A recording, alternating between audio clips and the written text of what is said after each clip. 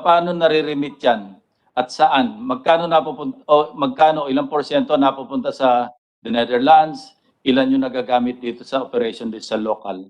Ang sa Smart and Globe po ay bank remittance pero outside the Philippines. Ilang percent? Halimbawa, sa 300 million per year, ilang porsyento doon o magkano ang napupunta doon sa The Hague? Okay.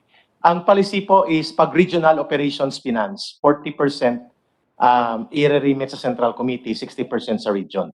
It's 40-60. When you say Central Committee, yung Central Committee dito, Yeah. ang tinatanong ko, from the 40%, ilang percent yung pumupunta sa Netherlands?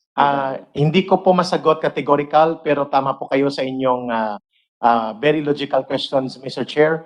May napupunta po sa Netherlands kasi nandun ang CPP International Department. Nandun si Joma sa Barrio Utrecht, the Netherlands, sa Barangay Utrecht. At tama po may napupunta doon. At ang napupunta doon, sir, ang naririnig ko